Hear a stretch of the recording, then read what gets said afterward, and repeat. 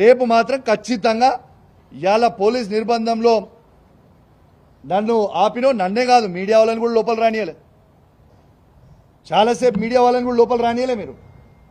ఇవాళ ఖచ్చితంగా రేపు 11 గంటలకి మేము ఆడ నుంచి బయలుదేరుతాం.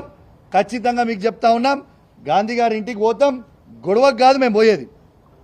ఆయన మా బీఆర్ఎస్ పార్టీ ఎమ్మెల్యే అంటుండు కాబట్టి మా షేర్లింగంపల్లి కాన్స్టిట్యున్సీలో ఉన్న బీఆర్ఎస్ కార్యకర్తలు, మా ఉమ్మడి రంగారెడ్డి జిల్లాలో ఉన్న బీఆర్ఎస్ కార్యకర్తలు, జిహెచ్ఎంసీలో ఉన్న బీఆర్ఎస్ కార్యకర్తలు అందరం కూడా ఆడ మీటింగ్ పెట్టుకోవడానికి పోతున్నాం. ఆయనకు స్వాగతం పలికి తెలంగాణ భవన్కి తీసుకొచ్చి మళ్ళా కేసీఆర్ గారి దగ్గరికి తీసుకుపోతామని చెప్పి సందర్భంగా తెలియజేస్తా ఉన్నాను. నువ్వు మాట్లాడిన మాటలకి నేను నీకంటే రెట్టింపు మాట్లాడగలుగుతా, కానీ నీ విజ్ఞతకే ఇచ్చిపెట్టిన నీ యావత్ షేర్లింగంపల్లి ప్రజలందరూ కూడా చూసిర్రు. మైనంపల్లి హనుమంతరావు కూడా అల్వాల్లో మీటింగ్ పెట్టినప్పుడు ఇదే విధంగా కేటీఆర్ గారిని నోటికొచ్చినట్టు దూషించిండు. 50,000 మెజారిటీతో ఓడిపోయిండు. నెక్స్ట్ నీది కూడా గదే గతి పడుతుందని చెప్పి సందర్భంగా తెలియజేస్తూ సెలవు తీసుకుంటా ఉన్నాను. జై తెలంగాణ, జై కేసీఆర్. అయితే ఇప్పుడు గాంధీ గారు ఇప్పుడు 12 గంటలకు మా ఇంటికి వస్తా అని అంటే మాత్రం మోస్ట్ వెల్కమ్. రాగానే బీఆర్ఎస్ పార్టీ కండువ కప్పి లోపలికి తీసుకెళ్తాం. ఇద్దరం కలిసి భోజనం చేసుకుంటాం. భోజనం చేసి ఇక్కడి నుంచి మనము స్ట్రేట్గా తెలంగాణ భవన్కి పోదాం. తెలంగాణ భవన్లో ప్రెస్ మీట్ పెట్టి అక్కడి నుంచి స్ట్రేట్గా కేసీఆర్ గారి దగ్గరికి పోదాం. స్వాగతిస్తున్నాం, వెల్కమ్.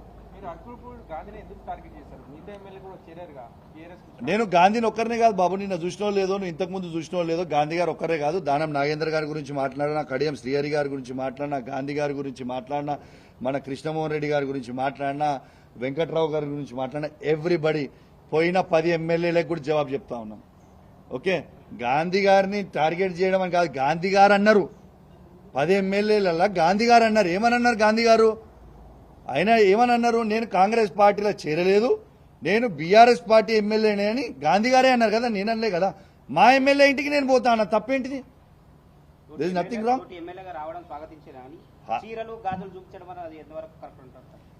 ఈ సంస్కారం నేను నేర్పలే. ఈ సంస్కారం ఈ రాష్ట్ర ముఖ్యమంత్రి అయిన రేవంత్ రెడ్డి గారు నేర్పిర్రు.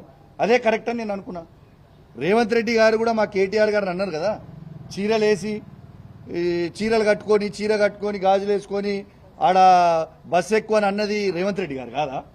మరి రేవంత్ రెడ్డి గారే మాట్లాడుతున్నప్పుడు, ఈ రాష్ట్ర ముఖ్యమంత్రి కాన్స్టిట్యూషన్ హెడ్ అన్నప్పుడు, గవర్నర్ తర్వాత తనే కాబట్టి తను మాట్లాడినప్పుడు అది కరెక్ట్ అన్నా కనిపించింది. ఆయన నేర్పించిన సంస్కారం ఇది, నేను నేర్చిన సంస్కారం కాదు.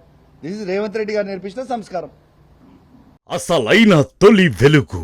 ఫాలో వాట్సాప్ @తొలి వెలుగు అఫీషియల్.